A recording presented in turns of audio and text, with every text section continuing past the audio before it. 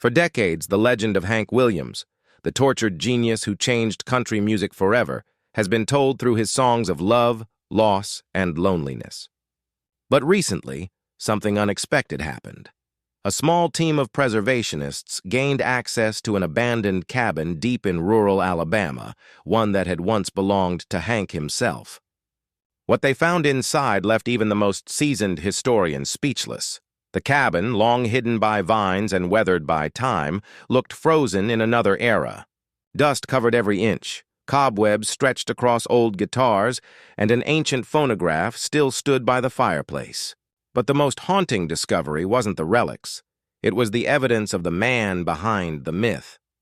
Inside a desk drawer, they uncovered a set of unreleased lyrics, handwritten and dated only days before Hank's death. The paper was brittle, the ink faded, but the words revealed a side of the icon few had ever seen, tired, regretful, and afraid. Alongside the notes were photos of his young son, Hank Jr., and a half-finished letter addressed simply, "To the boy I never got to know." Those who were there say the atmosphere inside that cabin was chilling, as if Hank's spirit still lingered in every creaking board and faded memory. What they found offers a raw, heartbreaking glimpse into his final days, and may finally explain why one of country music's brightest stars burned out far too soon. What was written in that final letter? What really happened in the lonely months before his death? Let's step inside Hank Williams' abandoned cabin and uncover the truth that time tried to hide. When the small crew of preservationists from the Alabama Historical Society first arrived at the edge of the property, they didn't know what to expect. The Hank Williams cabin had become more myth than memory, a place whispered about by locals but visited by few. Nestled deep within a forgotten stretch of pine forest near Montgomery, the cabin was said to be where Hank spent some of his last lucid nights before his death in 1953. The road to it was barely a road at all, just a rutted trail swallowed by kudzu and wild grass. As the group made their way up the path, the trees seemed to close in tighter, the air growing heavy with humidity and silence. When they finally reached the clearing, there it was, a small, weather-beaten wooden cabin, its roof sagging, its windows clouded by decades of dust and neglect. The front door hung crookedly on one hinge, as if someone had left in a hurry and never returned. The porch creaked under their boots. One of the preservationists, Tommy Garrett, a lifelong Hank fan, paused before entering. "It's like the world stopped turning here," he whispered. When they pushed the door open, a rush of cold, stale air greeted them, air that hadn't moved freely in decades. Dust particles danced in the thin shafts of sunlight cutting through the cracks in the boards. Inside, it was eerily preserved, as though Hank had only just stepped out for a moment. A wooden rocking chair sat by the fireplace, one leg snapped clean off. A guitar leaned in the corner, its strings rusted and brittle. On the small table beside it lay a cracked mug, still stained by what looked like long-dried coffee. But what caught their attention most was the wall above the fireplace. Hanging crookedly, there was a framed photograph of a young Hank, smiling with his then-wife Audrey and their son, Hank Jr. The frame was warped from moisture, but the image remained intact, an echo of happier times. As they moved deeper into the one-room cabin, they found evidence of a man torn between fame and heartbreak. Old lyric sheets lay scattered on the floor, some nearly unreadable. A small hand-carved cross rested on a windowsill. In one corner, a dusty suitcase sat half open, packed with clothing that looked like it hadn't been touched in 70 years. Then came the discovery that changed everything. Inside an old desk, one of the team members found a bundle of papers tied with twine. They were Hank's personal notes, unfinished songs, scribbled thoughts, and a few pages that read more like a diary than lyrics. Each page revealed fragments of his final days, his insomnia, his battles with alcohol, his regrets about lost love and the family he had grown distant from. And then, tucked beneath those pages, lay a letter. It was addressed simply to "My Boy." The ink had faded, but Hank's handwriting was unmistakable. uneven, slanted, but full of emotion. The first few lines were legible. "I don't know if you'll ever understand the things I done or the man I've been. The world thinks I sang about heartbreak 'cause I knew how to write it. But I sang it 'cause I lived it." The team fell silent. Tommy, holding the letter with trembling hands, couldn't bring himself to read further. He looked around the small cabin, at the photographs, the broken furniture, and the relics of a man whose music had shaped generations. He wasn't hiding from fame, Tommy finally said softly. He was hiding from himself. Outside, the wind picked up, whispering through the trees like an old melody. It was as if Hank's spirit was still there, restless, unhealed, waiting for someone to finally hear his story. They didn't know it yet, but what they found in that cabin would soon rewrite everything. Fans thought they knew about the final days of Hank Williams, the bundle of papers found. Inside Hank Williams' old desk wasn't just a few forgotten notes. It was a treasure chest of emotion, a window into a man who had given the world his music but lost himself along the way. As the preservationists carefully unwrapped the pages, they realized they weren't looking at ordinary lyrics. These were raw, unedited thoughts, fragments of songs that Hank had never finished, maybe never intended to share. One of the sheets, yellowed with age, began with a haunting verse. "A man can be famous, but fame don't make him whole. I sang for the crowd, but I lost my own soul." The line silenced the group. They knew Hank had written heartbreak like no one else. But these words were different, darker, more personal, as if he was trying to confess something he couldn't say out loud. Beside the lyrics were notes scrawled in the margins. "Pain don't go away when the lights go down, and Audrey won't take my calls anymore." It was heartbreaking to see. This wasn't the hillbilly Shakespeare adored by millions. This was Hiram Williams, the fragile man behind the legend, wrestling with his demons in solitude. For years, fans and biographers had speculated about Hank's final months. After being dismissed from the Grand Ole Opry for his drinking and erratic behavior, he spiraled deeper into addiction and isolation. His health declined rapidly, and his relationships, both personal and professional, crumbled.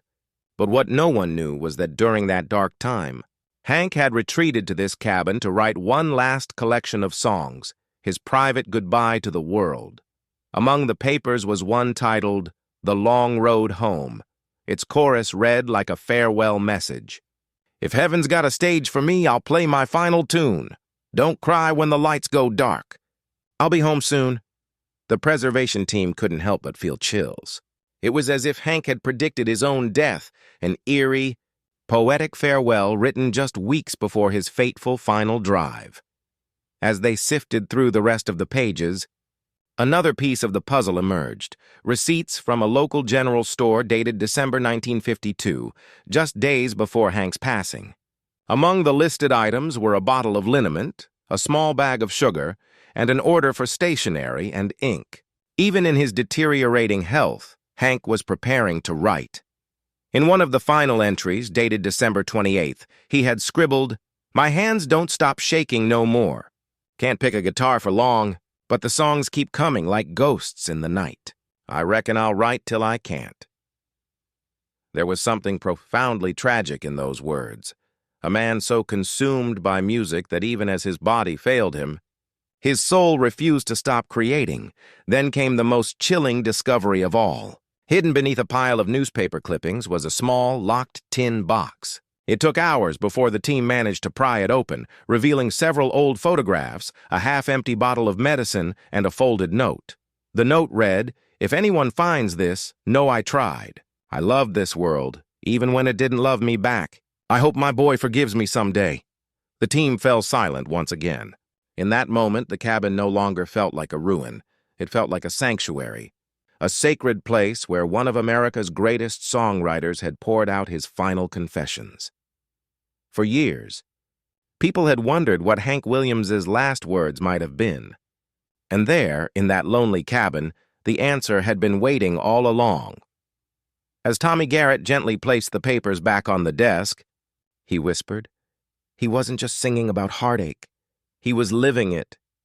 Outside, the late afternoon sun filtered through the pines. casting golden light across the worn wood floor. Somewhere in the distance, a mockingbird sang, and for a fleeting moment it felt as though Hank's voice had returned. Carried on the wind, still longing, still reaching, still breaking hearts. As dusk settled over the Alabama woods, the preservation team gathered around the desk once more. Tommy Garrett, still holding Hank's fragile letter addressed to "My Boy," could feel the weight of its history in his hands. He took a deep breath before continuing to read aloud. The letter began as a father's quiet confession.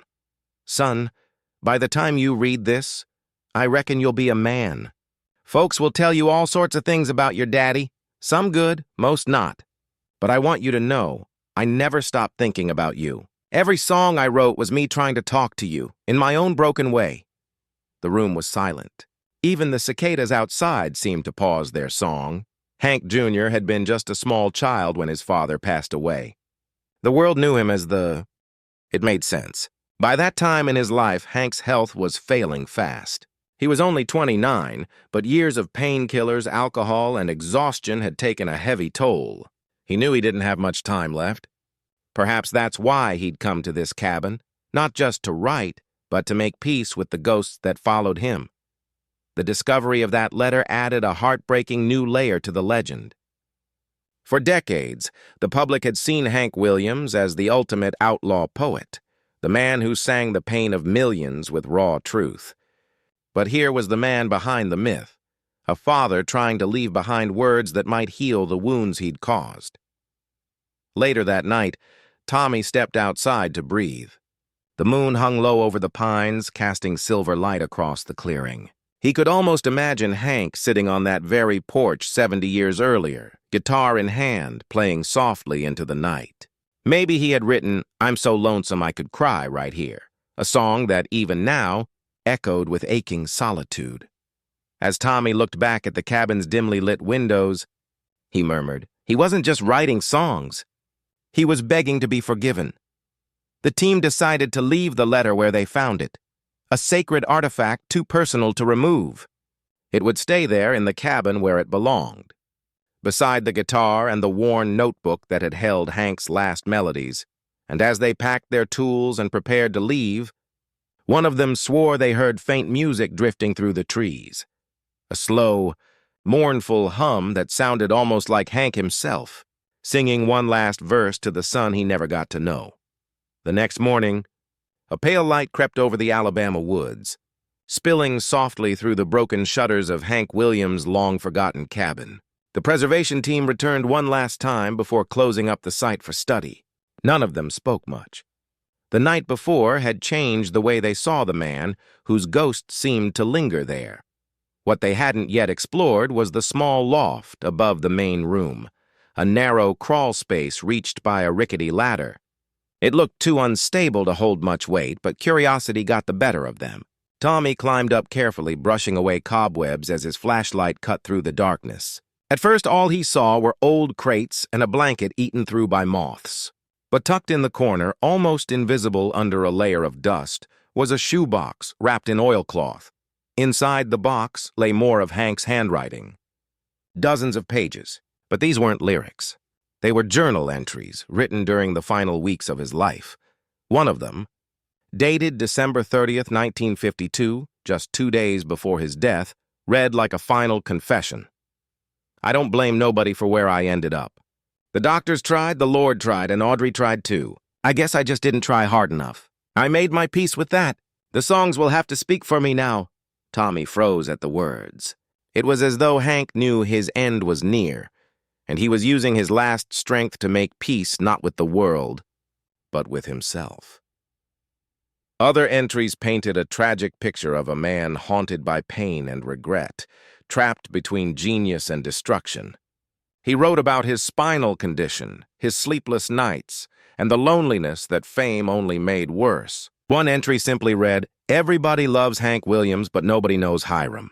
It was the line that struck everyone hardest. Beneath the fame, the touring, the adoring crowds, and the radio hits, there had always been a quiet, suffering man, the boy from Mount Olive who just wanted to be loved without conditions.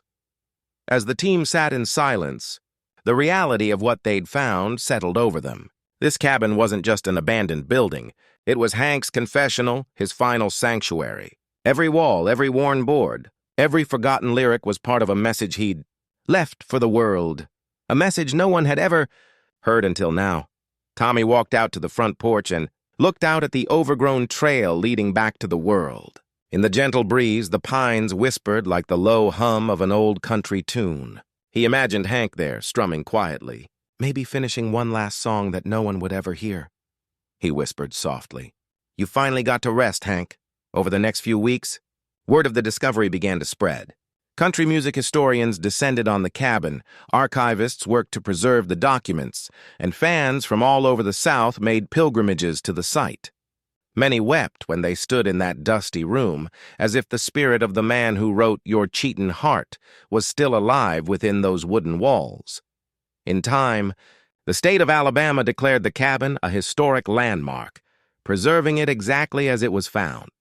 The letter to Hank Jr. was placed in a temperature-controlled glass case inside the Country Music Hall of Fame, beside his old Gibson guitar and one of his white cowboy hats. When reporters asked Hank Williams Jr. for a comment, his words were simple but powerful. "He was my daddy before he was a legend. I reckon he's finally home now." The discovery of that cabin didn't just add another chapter to Hank Williams' story, it completed it. It showed that behind the fame, the heartbreak, and the timeless songs, there was a man searching for redemption, longing for peace, and maybe, just maybe, when the wind whistles through the Alabama pines and the night gets quiet enough, you can still hear it, that lonesome voice, tender and eternal, singing one last song from the heart, "I'm bound for glory and I'm going home."